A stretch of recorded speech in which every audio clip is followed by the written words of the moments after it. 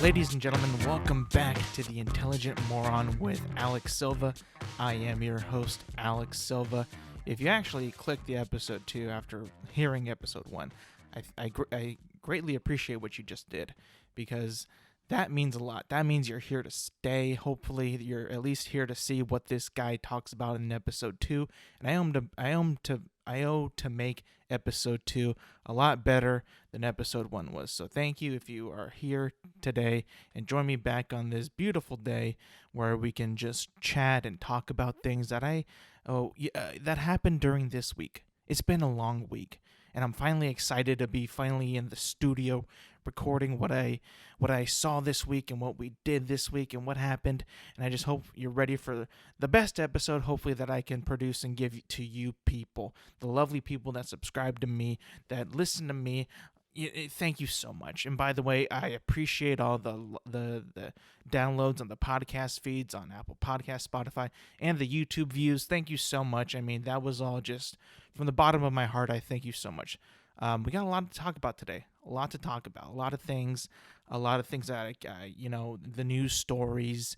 The Super Bowl wrapped up. There's a lot of things to talk about this week, and I just want to start off with the something very, very simple. This is episode 2, the sequel. I'm not calling it the sequel, but this is episode 2. Generally in sequels, whether it be a movie, a game, a book, whatever, the sequel is never usually that good. And I have to say, you know what? That's true. Aside from The Empire Strikes Back, everybody points to, right? The Two Towers, Lord of the Rings, The Dark Knight. Well, I'm here to say that this episode of this podcast is going to be up in that ranking category as one of the best sequels ever, I hope. And you know what? There's also bad things about the number 2. There's always some bad things about it. And I might be ruffling some jimmies here when I say what I have to say about some things that are considered number 2. If you know me, you know that I love Mario. Super Mario. I grew up with Mario. I play Mario to this day. I just finished Super Mario All-Stars Mario Galaxy. And I never played it, and I played it, but I never finished it when it was on the Wii. I just thought it was, I got bored of it and I got tired of it. And that's how I was for most of the Mario games. Like, when I got All-Stars, I was like, I'm going to play every single one of these games and beat them. Why? Because I never beat them. I would always get, so many stars, or there would be another game that I had that I wanted to play. There would be something that just didn't really, make me want to keep continuing to play the game. So I would always give up and just never finish the game. So, I beat those games and all that. And for the most part, they were very, very fun. Now, I brought up number 2. Why? Because I have a very strong disliking for the number 2 in Super Mario. And that is his brother, Luigi. Now, I know a lot of people like Luigi. I understand that, and I get that, and I'm not saying you can't like Luigi.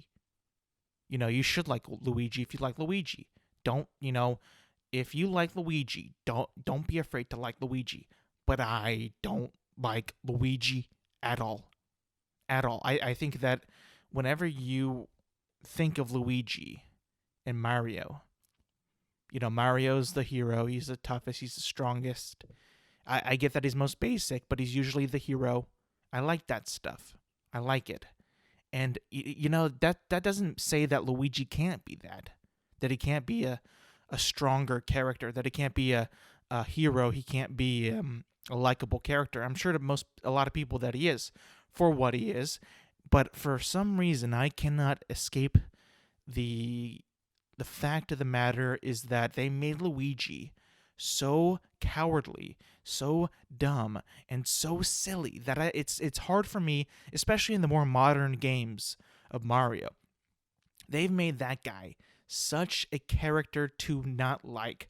Like, he is such a frightened guy. He doesn't do anything. He's always scared. He's always in trouble. It's almost like he's kind of like Peach. Because in the last game that I played, Galaxy, I had to save that guy's butt. So I'm like, Luigi, like I get that people like you, but you're so terrified of everything. I feel like I am trying to. You're like another damsel in distress, bro. Like I need you to be better. And he was never like this.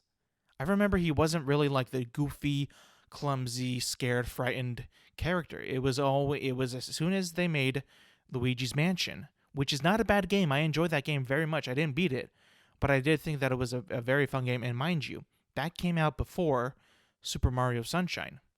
A lot of people forget about that, but that was one of the first the games before Sunshine. And I think at the end of the game or during the game, they dropped in Easter eggs of Sunshine, but I never really paid attention to that because it was so, it was just, I just didn't care. I didn't know what that was.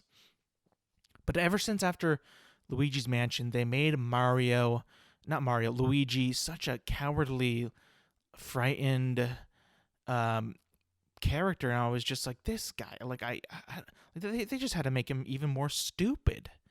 And I was just like, whenever he was like in a spin-off like Mario Kart or Super Smash Bros, I was just like, I cannot stand Luigi because they fed into that the Luigi's Mansion Luigi of being so scared and terrified of everything that I was just like, I cannot play as this guy. I cannot. And I almost grew like a certain like hatred for Luigi. And I was just like, I don't even want to see this guy or hear this guy or be, I don't even want to see him on the character list or anything. I was just like, I don't want to see Luigi. And that's sad to me because I started out liking Luigi as a kid because back in the day there were these old games, right? One of my first systems was that I played a lot was the N64, but also the Super Nintendo. And the Super Nintendo had Super Mario World, and you can play that with your brother or your friend or whatever, a sibling or somebody else. It was a co-op game that you could play two people on. And I always remembered that back in when they made it for the Game Boy SP, they ported it to the SP. They changed it up a bit because back in the day, Luigi was just a green version of Mario, and green was my favorite color. So I was like, I like this guy, the Green Mario, Luigi. I like this guy a lot. And then in the Game Boy version of that game, by the way, that's a great game, and it's very, very difficult at the end. But, you can get it on, I think, if you have a Switch, you can buy it online, or if you get the online, you can unlock it for free, I think. But it's a very fun game, very classic game, side-scroller, a lot of fun, hard levels, hard bosses. But, like, in the Game Boy version, they gave Luigi a higher jump, and almost like a Yoshi jump. Like he when Yoshi jumps, he kicks his feet and then he hovers a bit. That's like what they gave Luigi, and I was like, bro, I like that. That's cool. That's like giving him a little bit of an advantage to Mario. I'm like, I like Luigi a lot.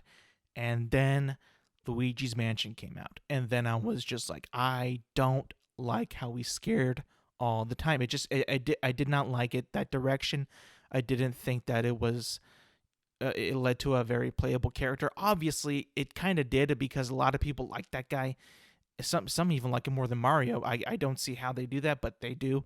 And now I think he got his like own game now. I think he got like his own like side scroller game, like a Luigi's World or whatever on the Switch or maybe the Wii U.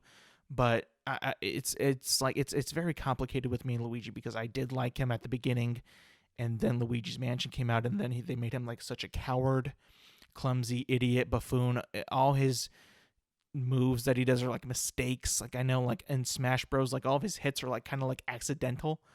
So they're like, it's just even more infuriating when you lose to Luigi. And when I was just playing Smash Bros, I was just like, I can't stand this. I can't. It was just too much. I couldn't do it. That's a little bit of a beef I had about number twos and Luigi and sequels and all that.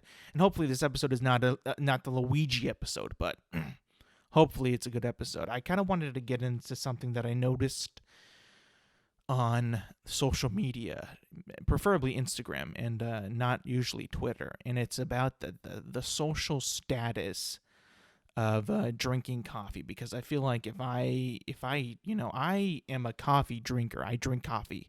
I don't need coffee. Usually I like to have it because I like the taste and I like the occasional small kick that it gives you. I don't drink a lot of coffee. I drink, like, usually if I wake up in the morning, I want to have a cup of coffee, I usually get like only 1 cup. Why? Because I'm a Keurig guy. I have a Keurig machine that gives me one single cup of coffee, and I feel like if I use another, even though they come in like a pretty big box and a pretty big, a big quantity of them, I don't want to use all of them because I feel like, just to me, like I'm using all the K cups, and I don't want, to be a burden on that. But I use a basic blend. It's like I think it's like a Kirkland basic morning roast or whatever. It's a light roast, and I'm not like a crazy person, or I don't like spruce up my coffee. Like, I don't take it black either. I usually add like a little bit of sugar and a little bit of cream. I don't like to make it like super milky because I enjoy the coffee taste. And because it is a lighter roast, I can't put that much in it because I will quickly lose the flavor of the coffee. And I got to make sure that I don't do it because I've overcreamed before many, many times. And I got to tell you, like, when you do it, it's like I'm just tasting this sugary creamer, and I don't like it because I don't do black because I've tried doing black before, but I cannot do solid black. I just can't do it. I got to add a little bit of sugar if I'm gonna do, I don't even think you can even call it black at that point because they get super, super sacrilegious. Like, that's not even black coffee. You added sugar. I'm like, okay, well, it's still black. It's still black. All right. But I've had that a couple times. But yeah, I usually just add like a dash of creamer, and I've realized that if I was to post a picture on Instagram or story or whatever of my coffee game, I would probably fall into like one of the most basic tiers of coffee drinking on Instagram. Most basic. I'm not like coffee pot with a filter and pouring the coffee grains in there. I used to be like that, but then we upgraded to a Keurig, like I said. But I feel like there's a bit of like a social tier of how you drink coffee and how you make coffee. And if you want to post that to social media, then there's a bit of a tier list in a way to how you would grade like tiers of drinking coffee. For instance, like the most basic one would be if you have like a Mr. Coffee coffee machine, and then you make a giant pot of coffee, and then you pour it in, and then you add whatever you want to it. That would be the most basic tier of coffee drinking. Right? Like, I don't like see a lot of people, or know a lot of people that still use like a basic Mr. Coffee pot with like a handle, and like you can make it like for multiple people. Maybe if you work in like an office or whatever, you see that in movies all the time where they like just like a big giant pot of coffee. We used to have that, and now we use a Keurig, and it's so much easier. You don't waste as much coffee. So like I can see why that would be like a sort of like a more of the basic way. It's an old-fashioned way of drinking coffee or making coffee. The second tier would be my category, in my realm, would be the K-Cup, because that is a bit of a leap in the coffee drinking game, right? You have like this basic cup, and then you make your single cup of coffee, and that is it. That's all you need. That's all you want. You don't want to make too much. One single cup. If you want to make another one, you make another one. But if you just want like a single cup, you don't want a big mess of a coffee filter or the grains, or the even have to wash the pot. It's very quick and simple, and it's just a single cup of coffee. The next tier, the third tier, is Starbucks. But it would be drive-through Starbucks and going and having the cup in your hand, because I feel like that if you drink your Starbucks in the in the store, the restaurant, whatever, that isn't using the social status of Starbucks to its full potential. You gotta leave the restaurant. You gotta take it on the go. You gotta show it to people at work. At a gathering, whatever you do, you gotta show that you have the Starbucks cup. That is one of the big ways that you can get your social media coffee game up, is to show that you actually go to Starbucks to get coffee. Now, I haven't gotten their coffee in a long, long time. It was okay when I got it. I don't know if it's gotten any better, but I wouldn't say that people would say that Starbucks coffee is the cream of the crop when it comes to coffee. I wouldn't say that. I would probably say that it would be like a slightly higher than a Keurig, but sometimes, sometimes you can get some pretty damn good coffee in a Keurig, depending on the flavor you get. Even like a basic, coffee pot. You can probably get some really good coffee, make some very good coffee. But in the fact of it being like a social status thing, you gotta walk around with that Starbucks cup. That is like when people see that, they think that you mean business. They think that you mean, oh, this guy goes places. This guy does things. This guy's on the move. He's barely awake. He needs Starbucks to wake himself up. He does a lot of things. Like that's what I think when I see Starbucks cups around, like in the wild. Like I think that they are so wired in the coffee that they do so many, so much stuff. They're busy all the time, and that they need the Starbucks coffee on the go, and that they're so productive. But that could also be not the case. They could be some of the laziest people ever and use that Starbucks cup to gain a little bit of attention. Because when you see it, I mean, it's hard for me to think that this guy isn't busy. I always get the feeling that when I see somebody with that cup, it's like they got to be, super stressed out. They got to be wired in. They got to be really engaged with their life to walk around with Starbucks coffee all the time and just being, on the go all the time. I just like that kind of rubs off on me. I'm like, okay, this guy's productive. This guy is hip. This guy's got it going. He's got to be successful. That's what I always get when I see a Starbucks cup, in the wild, just, with people, in general on social media, with people and all that. And then the highest tier, I think, the very, very top tier would be going to an actual, specifically coffee shop. Like we only do coffee and donuts, maybe a little scone, and that's all we do. Like a legit actual coffee shop, not like a Starbucks or any other like Dunkin' Donuts. Really, a solely coffee shop, mom and pop shop, small business, and that's all you do. And then, but you don't leave that place. Usually, you stay there and you socialize. And then you got to get that Instagram post of you being at that coffee shop with that crazy cup of coffee. I swear, dude, to me, coffee has gotten, like, it looks super thick when people get it, like, at the coffee shop, because I don't know what it is, but they always get, like, this crazy design of, like, the foam. I don't even know is it creamer or sugar or just foam, but, like, these, and it's so crazy looking. Normally, it's not, like, super, like, black coffee when you see it. It's, like, kind of got a nice dark brownish color, and it looks like almost like it could be, like, as thick as, like, hot chocolate or something like that. And it looks very, very good. But it just always, like, seems like you're super sophisticated whenever you post that to social media, because I feel like I would never probably in my life go that far to get that kind of cup of coffee and post that on a social media, or even just go out and get that cup of coffee, because I don't associate getting coffee as like an on the go, I gotta go get it. I just make it at home, right? And if I don't have time to make it, then I don't get it. But like, I've always kind of like just been a little bit astounded of how like the coffee is just like used in that way, and it's always like a clear cup too. Like when I see it at the coffee shop, it's always like a clear cup.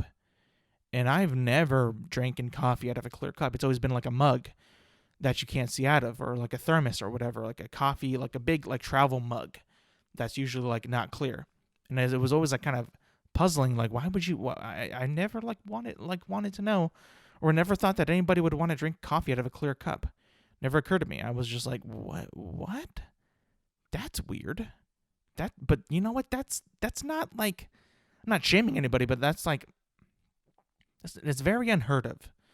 I've never really thought that anybody would actually do that, or want, or feel like maybe they feel important. Maybe they feel like they're, it's also like a social thing too, right? Because when you go with your friends, you don't. I feel like when you order coffee at like a Starbucks or even like at a small coffee shop, you don't want to get the most basic thing, right? You want to show that you know more about coffee, whether it's a latte or whatever. I don't even know what other coffees there are really. Like I know that there's a mocha, espresso is a shot. I think latte is something.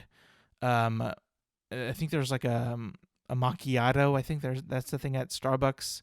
But I don't know much about coffee or enough to know that I feel like if I were to go to those places, I would immediately be lost and I wouldn't know what to do because I just don't know other coffees and actual coffee that comes out of a pot or a Keurig. You know what? That's just me though. It is February 11th, Thursday. This past weekend, gang, was the Super Bowl. And I have to say, I was a little disappointed, but also I should have expected this. I really, really should have. Folks, if you don't know, and if you're listening to this, and if you aren't going to skip it, the Tampa Bay Buccaneers beat the Kansas City Chiefs in Super Bowl 55, and it wasn't even close, really. Kansas City couldn't get their offense going, really.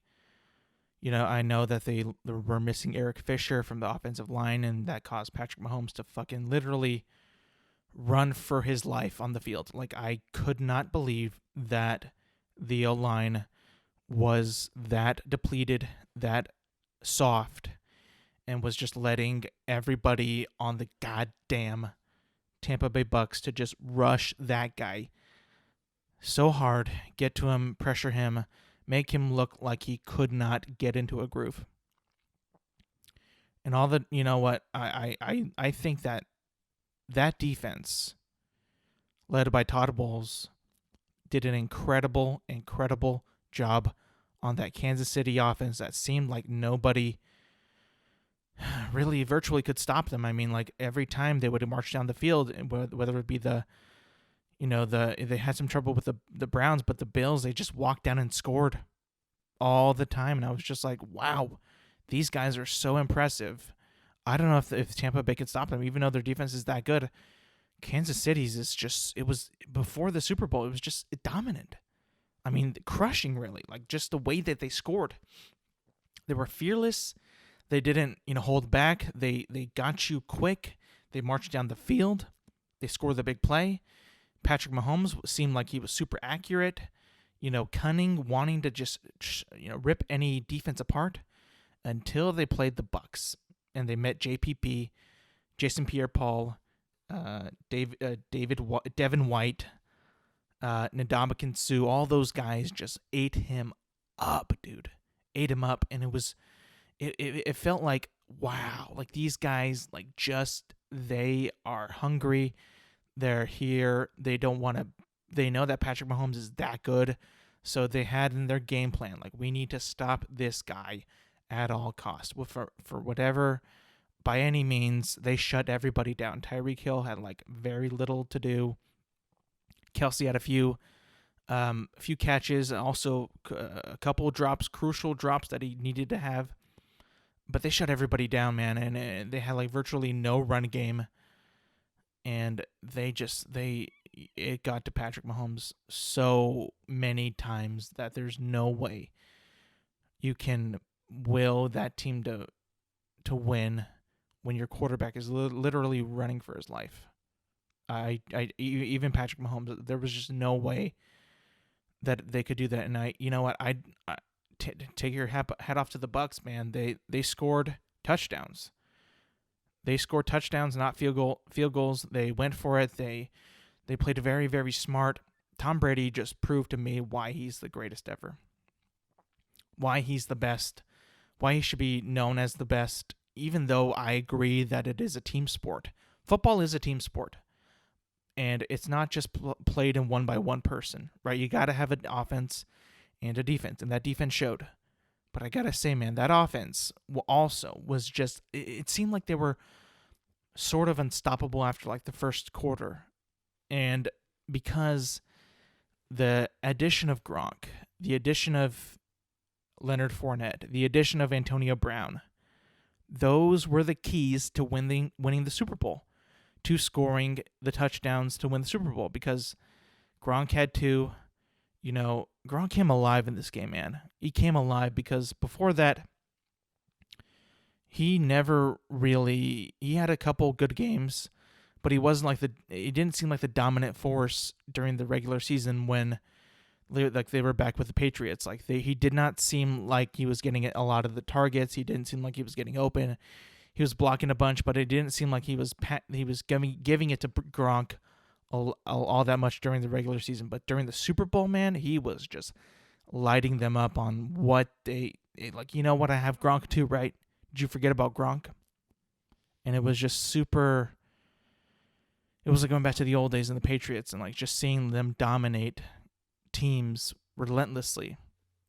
And credits to the Gronk.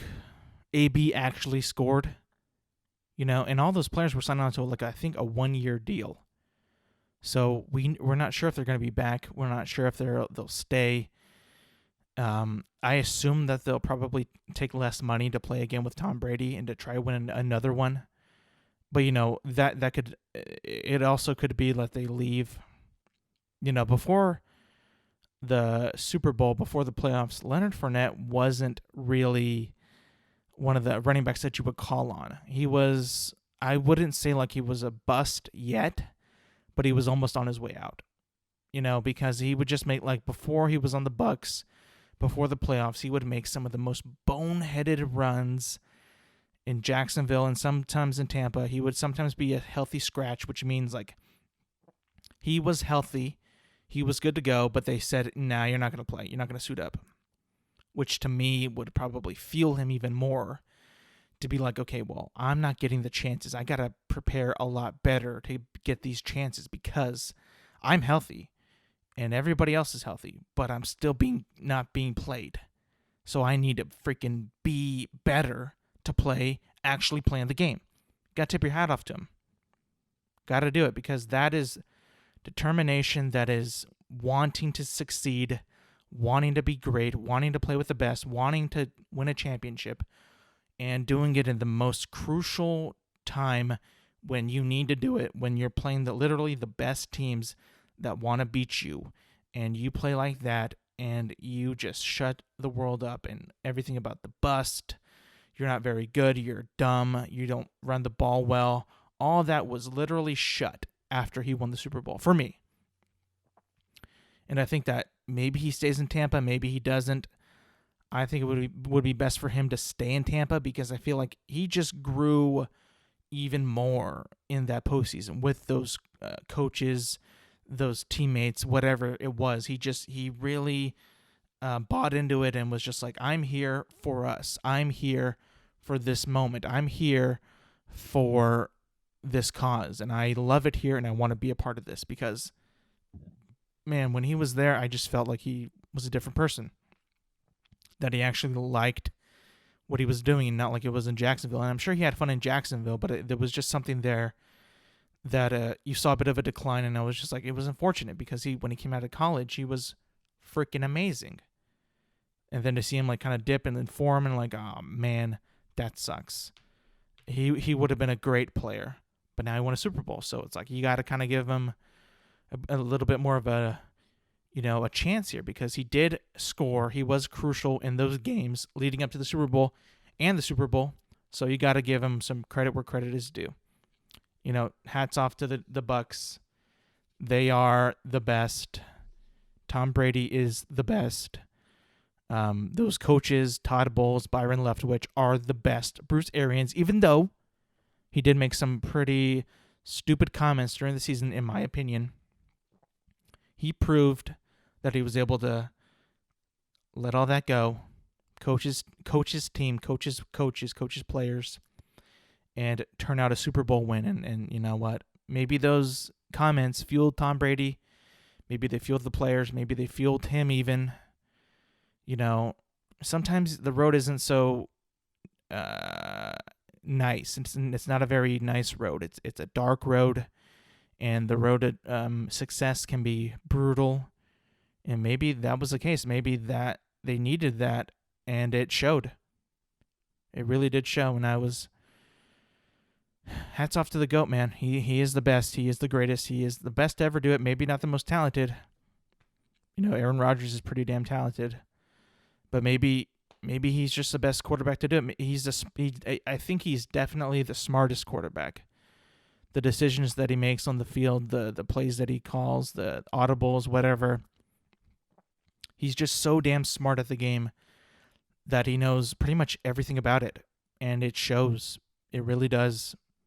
Preparation, performance,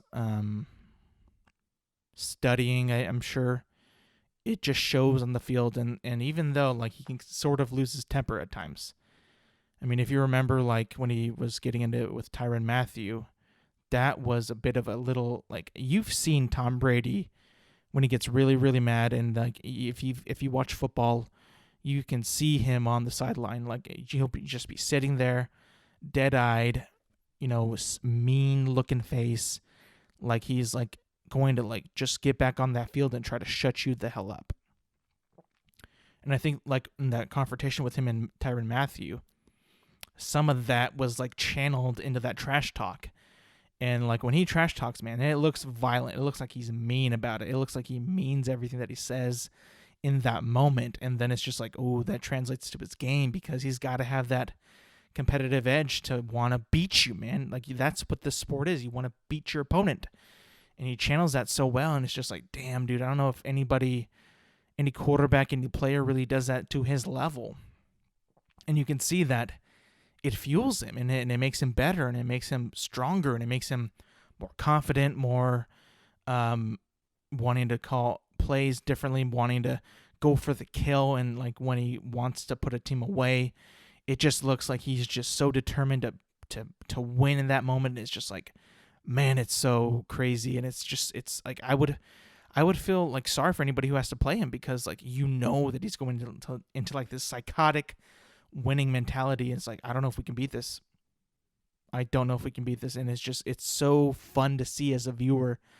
And I'm sure like if you're a Tom Brady fan, like Patriots or Bucks or whatever, like you love seeing that, because you love seeing, it's almost like it's like Michael Jordan in a way, because Michael Jordan was that competitive too, and he was that mean, and he was that terrifying to face, and that it was crazy. Like it's just like we're almost seeing like another. It's almost like we're seeing like that we saw that with Kobe, and we saw that with Tom Brady especially. It's like, damn, dude, I love seeing that super competitiveness in sports. I don't like it when it's like they're super friendly with each other, when they're like, hey, we're gonna go out after this. I don't like that all that much. I get that they're friends and all that, but like you're there to do a job and to win. And if you truly love football, like I know that Tom Brady does love football, then you are in it to win the game, and he's definitely in it to win the game. And that's what I love about it, and that's what I love about watching him play. He's always in it to win the game. Moving on to a little bit of another sporting topic, but not really. It's a documentary, and I watched it a couple days ago. And it's a documentary on HBO about Tiger Woods. And now, if you don't know Tiger Woods, let me give you a little bit of a background on him. So Tiger Woods is a pro golfer, and you might, if you know anything about golf, is that if you don't watch golf at all, you would probably see a highlight of Tiger Woods, and he would be an African American golfer, probably the only one that you've seen in modern day journalism, sports journalism, because that's usually, if you don't watch it, that's probably the only one that you'll see in the highlights, because he's very, very good, and he's like one of the only African American golfers out there, and he's super good, and he's won a bunch of majors, and he is known for being like one of the best that we've ever seen, trying to chase Jack Nicklaus, who was another golfer back in the day who played and won a lot of majors. I think he won 18. Right now, Tiger's at 15, so he's trying to chase that. And the documentary goes into like this kind of in-depth look at how the formation, the creation of Tiger Woods is, because I gotta say, man, I did not know much about Tiger. I don't really pay attention all that much to golf except for Tiger, because I like Tiger Woods, and I learned a lot about it. I learned a lot about him, his upbringing. So like it kind of goes into like this, how his dad, Earl Woods, was a golfer too, but not like a professionally, really. I don't think, not as good as Tiger. I think he just liked it in his past, like just like to pass the time as a really good hobby, because in the documentary it doesn't really go into like him playing professionally. You know that he's a Vietnam veteran. He was in the Vietnam War as a demolition man, and that his son, I believe that it was their only child. I didn't see anything about another kid, but he was golfing in his garage, practicing his swing, and he had Tiger in him with him, and Tiger was obsessed with watching that golf swing.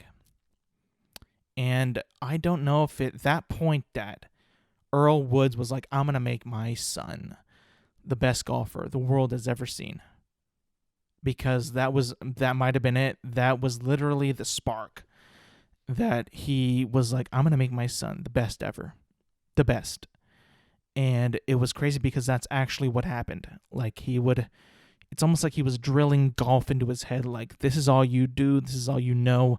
You're going to love it. You're going to be the best at it. You're going to be the greatest anybody's ever seen. And you're going to be the first golfer of color to really break out and be like the beacon, the missing link to be like propel the world into this new age of being like, unifying and seeing like that. That's literally like what he said. Like, he was like saying like, I'm on a mission from God that I am going to make my son this beacon, this marker, this almost like it was almost like he was preaching like he's like the goddamn Messiah. Like, I'm going to make my son literally that good.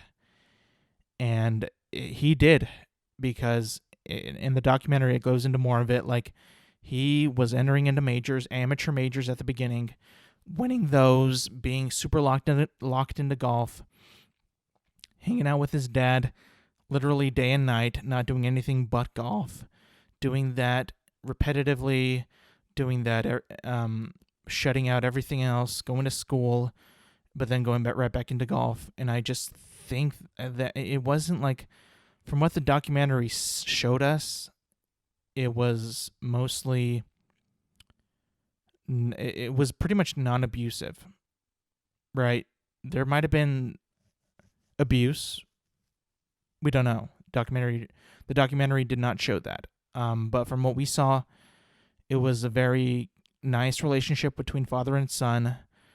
They both had a common goal, like, I'm going to make you the best ever at golf. And Tiger bought into it, and then it showed, because when he got into it, he had this killer swing of just being able to hit the ball so hard and so accurately and so precisely that it shocked the golf world, because he was legitimately in that process building up his body to be able to hit the ball really far, to hit it with precision and all that. And he showed him working out, and he was like kind of buff at the golf course. Like, he really did put in the workouts to be the best golfer on the planet. And then I was just like, damn, dude, like I knew that Tiger was the best, but you never really knew how he was the best. And then that shows you, like, the working out and the practicing really did all that and helped him out and be really the best. And of course, when you get into golf, or when you get into like a major thing, like whether it be a sport or an art or whatever, you're going to have a lot of eyes on you. And then the documentary shifts into not so much of playing golf. It has that, but it has like the publicity, the popularity, the paparazzi, the promotions, the sponsorships, the being a worldly figure, an international figure, being a superstar, basically, and how he had to deal with that. And at such a very, very young age, man, like nobody is capable of doing it. And like, even though like it seemed like his dad was building him up to it, there was a lot there that like he was just not going to be there, because like in the documentary there's some B-roll of him like getting with like, with a group of kids promoting like a video game or something, and he's like in the center of them, and then the kid's like, do you ever get used to this, or this might be easy to you? And then he's like, it's never easy, you never get used to it. It's like, damn, dude, like this guy, even though he had the training, the mental state, like he was a killer on the golf course. He had everything down, is cool as a cucumber. Like if you look at Tiger Woods, he's never really, he doesn't really look rattled. He looks like he's always calm and in control, but even then it's just like the documentary dug in deeper and deeper, and it's like, oh man, dude, like this guy was just, he nobody should be put through that, nor should their father pretty much say, you're gonna do this from such a young age. And it's just like, it's like, where do you go? Like, how do you can't really back out of it, because you love your dad, you love golf, but it's like, I didn't want this, man. Like, and it's like, there was a part about like his high school life and how he went to prom with some woman, and I feel like that they loved each other. And when he went to college and he came back like a day earlier, but didn't tell his parents because he wanted to hang out with his girlfriend. And then they found out about it, and then they were super mad about it, and they're like, you need to break up with this woman, and you need to focus on golf. And at that point, I'm like, whoa, like he's not, like his parents are like, I know that they love him, they want him to succeed, but it's like, damn, bro, like they don't really want him to be a kid. They don't want him to grow up, and they don't want him to socialize or be, have friends or whatever. And that shows, because when it gets in more into the documentary, you see like how he has relationships, how he has caddies, how he has friends and all that. And then just like once he gets into trouble, when he gets like, the scandal with the cheating, the scandal with the drug overdose, the more and more that happened, you could see that he wasn't emotionally prepared to handle that stuff and about with other people. So his situation, his solution rather, was to cut people out of his life. Cut them out. They don't matter. They don't mean anything. They're gone to me. And I was just like, wow, that's kind of to the point where like in the documentary, like they asked like his dad, I think, like, what does Tiger mean to you? Like, how do you, like, what is he to you? And he's like, he's my best friend. And then he's like, but he's your son. And then Earl's like, but he's my best friend. And then he kept uttering best friend, like, yes, he's your best friend, but he's also your son. You gotta love him like a certain way that a best friend can't love him. You gotta treat him like the way a father would do his son. You gotta be there for him in a way a father would be there for his son. And you can tell that he wasn't doing that. And it was sad because you saw the decline happen, and then that he felt so alone, and he felt like he didn't need, nobody loved him, even though that he was married and all that. He had a couple kids with his wife, but he was still like, he felt like when he was in these relationships with these other women, he would tell them that I love him, I care about you. And it was just like, it was so odd, because it was just like, he's like saying like things like he's keeping like relationships with them. Not like just like a one-night stand, but it was just so weird, because like he was actually showing affection and love while he also had a wife. So it was just like, what? Like, and it was like multiple women, like 14, I think. That was just so like, when I heard about that as a kid, like everybody hated Tiger. And I was just like, why though? Like, well, because he cheated and he's soulless and all that. And this documentary kind of shows like why he did it. He had a fucked up childhood. His parents weren't all that good. He kind of had fucked up parents. Fucked up situation. And that kind of made him to what he was relationship-wise with people. He's a killer on the golf course, but, at what cost, man? At what cost? It goes into more stuff about, like, the first person that he hooked up with, the main person at the club in New York, I think, or Vegas, and it goes into that more deeper, and then at the very end, Tiger is actually in it, giving an interview, and I was just like, I'm surprised that he did that. But I'm also not, because I feel like the documentary makes me, and it would make other people understand where he was, even though that the majority of him is bashing him and saying like all the paparazzi and like saying like he's a troubled guy, he doesn't know what he's doing, and like some people that were also in the documentary were kind of trash talking him and all that, talking bad about him of what he did and how they could have told him not to do this, to do that, or whatever. You know, his caddy was a part of it, like, and it was just sad to me, like when he said like, you know what, I'm done with you, you're fired. And then he was just like, yeah, he never really touched back to me or got back to me about that. So there's parts that seem redeeming and like make him not look as bad. There's other parts that are like, oh, wow, he kind of like, it shows the reality of what he was in, the realism of what happened. And I gotta admit, like, I like that about it. I like that it wasn't sugarcoated. I like that it wasn't kumbaya, hurrah, rah rah, whatever. It wasn't. It got to the meat, the real, the real issue of it, and it was just like his upbringing was not the best, and it showed. So if you are interested in watching it, I highly recommend it. I think it's a very good watch. It's only 2 parts.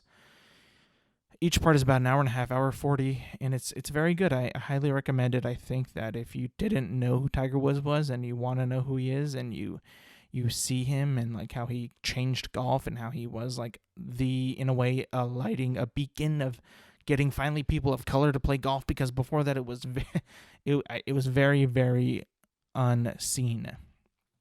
And to see Tiger do it at the way that he did it, it's awesome. I love Tiger Woods. I think that he's definitely had his past, but we've all had our past. We're all human. We all do these things. Nobody's expected to be perfect, even though that all these eyes are on you and they want you to be perfect. They want you to do this. They want you to do that. They want you to be the best that you possibly can be. You cannot possibly be the best 100% of the time without anybody seeing who you really are, your flaws, for a better term. It's impossible. And, you know, it sucks because people are thrust into that situation and they don't want to get out of it because it pays well, you make a living well, but at the cost, like you lose privacy and you lose the ability to do things without other people knowing, you know, paparazzi and all that. So for me, I would say like you just got to picture these people as people. They're people. They're not robots. They're not a company. They're not being, you know, they're not a representative. They're people. They're people at the end of the day. And you just need to be able to see that and be able to take into consideration that they're going to make mistakes. They're going to make wrong decisions. They're going to make bad choices. They're going to do all that. Just like you and me. It happens. Cut them some slack. They are just people. A couple of more things that I saw this week. I saw that there was a Super Bowl ad done by the great Bruce Springsteen. He was in a Jeep ad about being in the middle of the political climate, and I'm not going to comment on the politics side of it, but the ad was about him driving around the country to get to this chapel in the center of the country in Kansas, I believe. And then it was immediately taken down like within the next couple days because the news broke that the boss was in a DWI, which if you don't know what that means, it means driving while intoxicated. Yeah, that's never a good sign. Do you think that Jeep thought that he was drunk while he did the ad? Do you think? I mean, I think I understand that it's not a good look, but I thought it was a bit funny how it was about a car, and he did get caught with a DWI.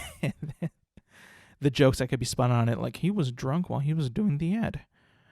Do we know that he was? Jeep was probably like, was he drunk? Bruce, were you drunk when you did the ad? Please let us know. And then if you actually read the article, I saw it on the New York Post. Bruce kind of grew up with a bit of a troubling father who had a problem with alcohol. What the article said, he thank God he does not have that problem. So we can hopefully rest assured that he does not have an alcohol problem and is non-alcoholic and has no problem with that. It was probably just like one mistake, a mistake.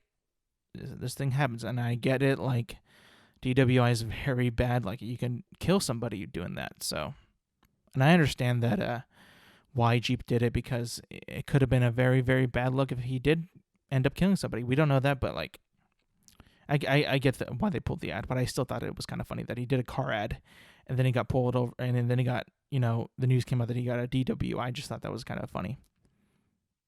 I want to talk to you about a little about Gorilla Glue. I saw this literally today.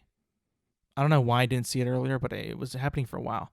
So this woman, her name was Tessica Brown. Apparently she was out of her hair product to make her hair, I guess, flat or whatever, hairspray or something like that. So she used Gorilla Glue to flatten the hair. And then I was just like, well, that can't be good. Right? You're using like a fucking a product to an adhesive, not a spray, not really a glue or a glue, but an adhesive to put together blocks of wood, blocks of pieces of metal, whatever, industrial shit in your hair. And I was thinking, like, this cannot be good. Like, either it's gonna burn or it's gonna hurt you, or it's gonna, God forbid, if that seeps into your head, that could be potentially life or death right there. Like, and then there's a video of her literally like touching her head, trying to move her hair, and it's literally not moving. Like, it feels like she's touching a fucking bowling ball. And I saw the video, I was like, oh my God, she fucked up, dude. She fucked up. Like, that is, I don't think I've ever like done anything like that. Like, using like a product that's not supposed to be used in that way, but using it like on your body or whatever. I guess you can put like sniffing like rubber cement, but that's not like applying it to like your hair or whatever, using it as gel. Sniffing rubber cement or sniffing like a marker, I guess. But like, that's totally different from applying it to your hair. Like, that looked horrible. And then they tried like getting it off with like these like chemical wipes or whatever, but that would literally burn the hell out of her scalp. I think today, like, she actually like went to like, LA and got like a big old procedure done to like get it out. And like, I saw the video of her like in like literally an operating room, actually like finally touching her hair and running her fingers through her hair. And I was just like, oh, thank God. That could have ended so badly. That could have been one of the worst things anybody could have ever seen. Like, that would have been like so bad, dude. So bad. I couldn't even imagine like your mindset in that. Like, that you did something so catastrophically bad that might not be reversible, and then like just that gut feeling that you get in the pit of your stomach, like, oh my God, I fucked up. Because in her video, she looked so scared. She looked so terrified, but it was weird because she put it on TikTok. And I was just like, wait a minute, is this is it really Gorilla Glue? Like, and then the story developed, and it was more days went by. Like, yeah, my hair, I can't fucking move my hair. It's literally solid. I was just, damn, bro. Like, but then you gotta have a little bit of common sense, man. I agree, Tessica, you were in a strange predicament where you needed your hair to look fly. I get that. I understand that. You maybe go out, maybe interview, whatever. Gotta look your best. I get that. But still, Gorilla Glue? I mean, and it seems like you put a lot of it on. If it covered your entire head, I mean, I wouldn't do that. I wouldn't advise it. I understand that maybe you thought that it would, but oh man, it looks like one of the dumbest things that I've ever seen. I'm sorry about that, but don't do that again. Don't do that. And and she's trying to sue, I think. I don't know if that's going to be successful because I would assume in the video, no, in the video she did say, I made a huge mistake. What did I do? I messed up. So she's like literally saying like on the video like it's her fault. She did it, and it's not like an accident or like a misassumption or whatever. It was her fault. So if she tries to sue, I don't think that she'll win, unfortunately. Don't put Gorilla Glue in your hair, folks. Don't do it. It's not worth it. You'll end up like getting an operation that it cost, I believe it was like around $12,000. Like, oh, man, I couldn't imagine doing that. Like the money at that point wouldn't matter to me. I would just want my hair to be okay, my head to be okay. Is this gonna be part of me? Do I have to get this like, chiseled off with like a jackhammer or whatever? Do I have to get this beaten off me? I would be so terrified. I would not be able to. It would be very, very bad. I can't imagine her being like okay with that, or just like being so terrified of what's going to happen with your hair, because it was literally like solid. Her hair was not moving. It was so weird to see. But that's just the beauty of 2021, man. Everything happened, everything that's happening, everything that's going to happen is just going to get crazier, man. Crazier, crazier, crazier. Like today, before I recorded the podcast, I was on the freeway, and then, when you're driving on the freeway, everything's good. Everything is smooth, going smoothly. The traffic isn't bad. You're going the speed limit. You're listening to music. You're having an okay time. You're by yourself or whatever. And then it hits you. Not a car, not a motorcycle, but this. You hit the smell of gas. And then you're like, now my dumbass, not knowing anything about cars, is immediately jumping up out of his seat and looking like literally looking at air vents, the dashboard, the center console, the cup holders, whatever. And I'm literally like, is it me? Do I have to pull over? Is it me? I always have that silly fear that it's always me when I smell gas on the freeway.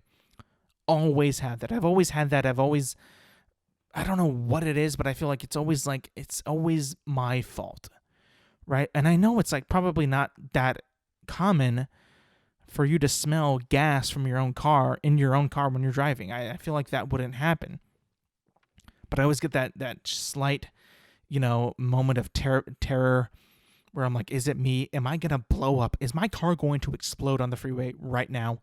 Like, do I need to pull over? What has happened? And then you keep on driving, and then the smell goes away, and you're like, oh, thank God. Well, now I know it can't be me, but it never fails. It's always that feeling. It's always that fear.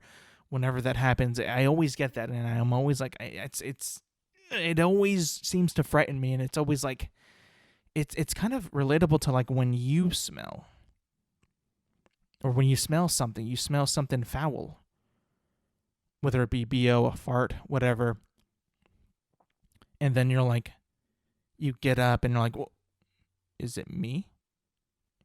And then you kind of look around. You look like you lift up your arm, your leg, whatever.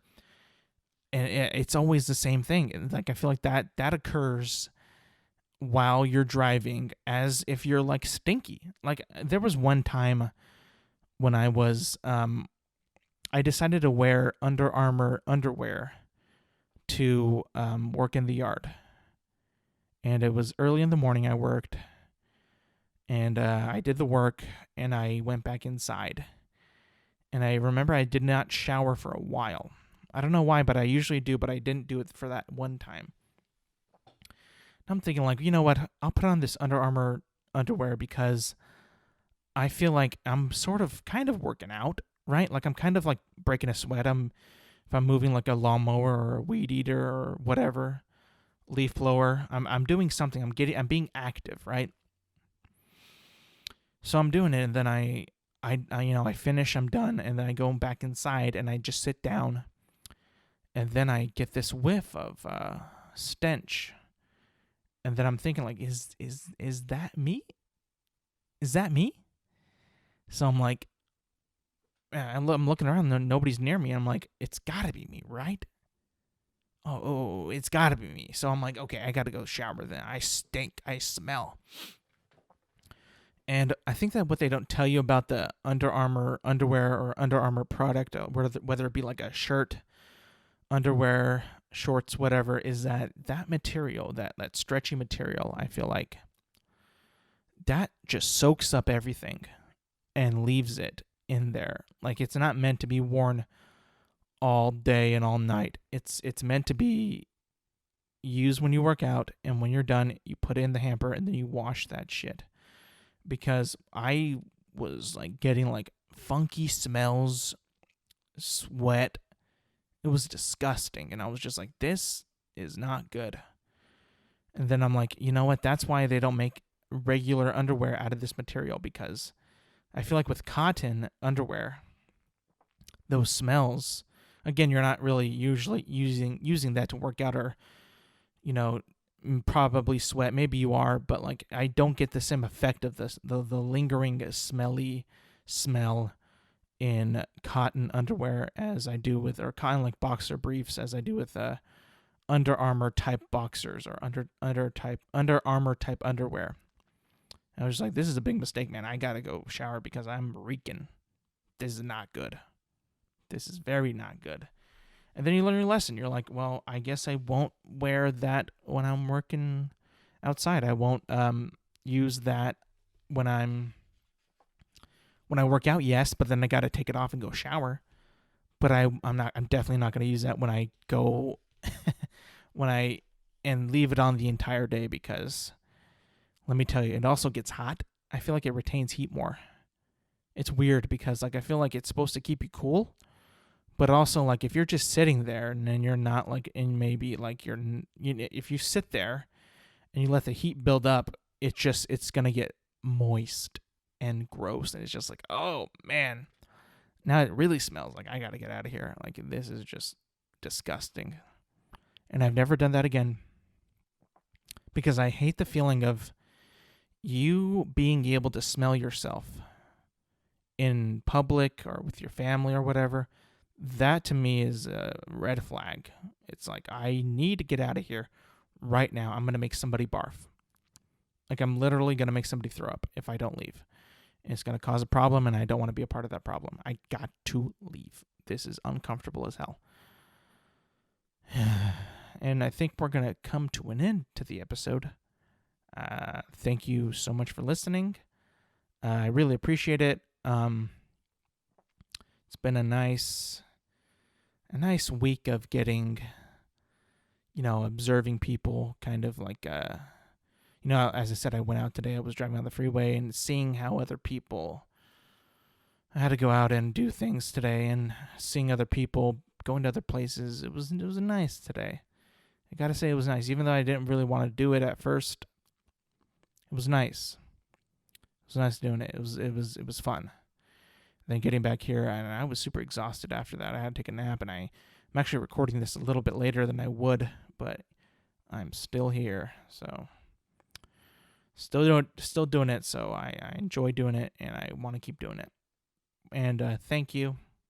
In the closing remarks, thank you for listening.